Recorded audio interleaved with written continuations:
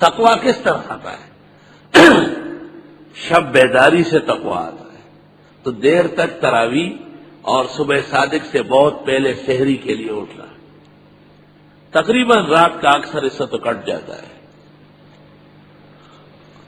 عبادات کی کثرت سے تقویٰ، تو 20 رکعت کا عدد شریعت نے خود بڑھایا، سنت اور نفل جماعت سے منع ہے لیکن اس کے لیے جماعت موقت کر دی گئی۔ کثرت عبادات وہ بھی موجود ہے، اور تقویٰ پیدا ہوتا ہے فرشتوں کی صفات اپنانے کی، اور فرشتے کھاتے پیتے نہیں ہیں، تو صبح صادق اندھیرے میں کھلایا اور پورا دن روک کر کے دن ختم ہونے کے بعد پھر کھلایا تاکہ پورا دن ملائک کی طرح گزر جائے۔ تو احیاء اللیل، کثرت عبادت، تجویع النفس یا ترک الطعام والشراب والوقاء، یہ سب تقوی کے افعال ہیں جو روزے کے اندر پیدا ہوتے ہیں۔ اور پھر بسیار گوئی سے منع کیا، غیبت کو اور شدید کر دیا، خیر خیرات انفاق کی زبردست فضیلت بیان کی کہ نفل فرضوں کے برابر اور فرض 70 گنا بڑھتا ہے، اور جس نے کسی کو ایک گھونٹ شربت پلایا یا کھجور کھلائی اس کے فضائل و مناقب بیان کیے۔ تو تمام کے تمام اعمال و افعال جو رمضان شریف میں ہیں وہ پرہیزگاری کے معراج کے اعمال و افعال ہیں۔ اے ایمان والو، فرض کیا گیا تم پر روزہ جیسے فرض کیا گیا تھا ان لوگوں پر جو تم سے پہلے تھے، لعلکم تتقون، تمہیں چاہیے کہ تقویدار بنو۔ ایام معدودات، یہ دن ہے گنتی کے، ایک سال کے مقابلے میں ایک مہینے کے 30 دن کیا چیز ہے؟ سال کے مقابلے میں تو چند دن ہے۔ سال کے 11 مہینے آپ نے کھایا اور پیا ہے، تو اگر آپ 30 دن یا 29 دن کچھ کنٹرول کر لے اور کچھ ضبط کر لے تو ایام معدودات، جو دن تم نے گزارے ان کے مقابلے میں یہ پرہیز اور روزے کے دن چند ہیں۔ فمن کان منکم مریضا، پس جو کوئی ہو تم میں بیمار، او علی سفر، یا سفر پر ہو، فعدۃ من ایام اخر، پس وہ گنتی پوری کر لے اور دنوں سے۔ مریض ایسا مریض ہے کہ اس کے لیے روزہ مضر ہے، ائمہ کہتے ہیں ہلاکت کا باعث ہے، اور امام اعظم فرماتے ہیں کہ نہ، شدت مرض کا باعث ہے۔ اگر ان ترک الطعام والشراب او الدواء او الغذاء اشتد مرض بڑھ سکتا ہے، تو ایسا مرض مبیح للصوم فقہا کہتے ہیں، مبیح ترک صوم کے لیے۔ اور سفر سے مراد سفر شرعی ہے، اپنے شہر اور آبادی سے کم از کم انگریزی میل کے اعتبار سے 48 میل دور کوئی جا رہا ہو، کم از کم 48 میل، جو جب اپنے شہر اور گاؤں کے مضافات اور فنا سے باہر نکلے گا تو یہ 4 فرض 2 پڑے گا، جیسے ظہر عصر عشاء، بقیہ سب کچھ اپنے حال پر ہے، اور روزہ نہ رکھنے میں اس کو اختیار ہو جائے گا۔ اور جب تک کسی ایسے شہر میں جو اس کا وطن اصلی ہو یا اس کا وطن اقامت ہو، یعنی کم از کم 15 دن رات وہاں ٹھہرنے کی نیت ہو، جب تک ایسا نہ ہو اس وقت تک یہ مسافر رہے گا۔ وَإِن مَضَّتْ عَلَيْهِ عَشْرُ حِجَجٍ، اگر کہ 10 سال ایسا رہے تب بھی مسافر ہوگا۔ اپنے شہر اور اس کے فنا اور مضافات سے نکلنے کے بعد، کراچی ایئرپورٹ شہر کا حصہ ہے، اسٹیشن شہر کا حصہ ہے، اگر ایئرپورٹ اور اسٹیشن پیپری سے آگے بھی بنائی جائے تب بھی وہ کراچی ہے۔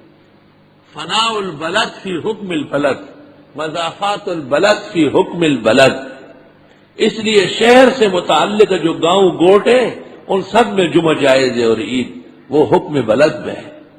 اور وہ لوگ جو روزہ رکھنے کی طاقت نہیں رکھتے وہ فدیہ دے، کھانا کھلا کر نادار کو، اس کی تفصیل چل رہی تھی۔ فمن تطوع خیرا، پس جس کسی نے بھلا کیا نیکی کا، یعنی ایک مسکین کو زیادہ کھلایا، اچھا کھلایا، ایک کی جگہ دو کو کھلایا، فهو خیر له، وہ بہتر ہے اس کے لیے، وان تصوموا خیر لکم، اور روزہ ہی رکھ لو یہ اور بہتر ہے تمہارے لیے، ان کنتم تعلمون، اگر ہو تم جاننے والے۔ جمہور امت کے نزدیک یہ آیات اول بطور رخصت کے آئی ہے، اور اختیار تھا کہ جو لوگ نہیں رکھ سکتے ہیں وہ فدیے لے، اور جو لوگ رکھ سکتے ہیں وہ روزہ رکھے۔ بعض احادیث سے پتہ چلا ہے کہ جن کی طاقت ہے فدیہ دینے کی وہ فدیہ دے، اور جن کی طاقت فدیہ دینے کی نہیں ہے وہ روزہ رکھ لے۔ لیکن ائمہ اربعہ میں سے کسی نے اس توجیہ کو پسند نہیں فرمایا۔ شان ورشا سے امام الاثر اور بات کرتے ہیں، وہ کہتے ہیں یہاں تک بیان جو ہوا ہے یہ صوم عاشورہ کا ہوا ہے اور ایام 20 کا بیان ہوا ہے، اور رمضان کا بیان آگے ہے، شہر رمضان الذی انزل فیہ القرآن، اس میں کوئی اختیار نہیں ہے، اٹل روزہ ہے۔ مہینہ رمضان شریف کا وہ ہے جس میں اتارا گیا قرآن، ھدی للناس، جو ہدایت ہے سارے جہانوں کے لیے، ساری کائنات کے لیے، تمام لوگوں کے لیے۔ قرآن کریم کی صداقت میں بقرہ کی ابتدا میں کہا ھدی للمتقین، اور جب دوسرا پارہ نصف کے قریب ہوا تو اب فرمایا ھدی للناس، وہ لوگ جو پہلے دنوں میں کہتے تھے ہم نہیں سمجھتے، آج وہ بھی سمجھ رہے ہیں۔ ھدی للناس، اللہ نے ان کو بھی سمجھ و صلاحیت نصیب فرمائی۔ اور اس آیت کی ایک عجیب برکت اپنے پاس نوٹ کرو کہ اس کے گزرنے کے بعد کوئی نہیں کہے گا کہ میں نہیں سمجھاؤں، سب سمجھیں گے انشاءاللہ۔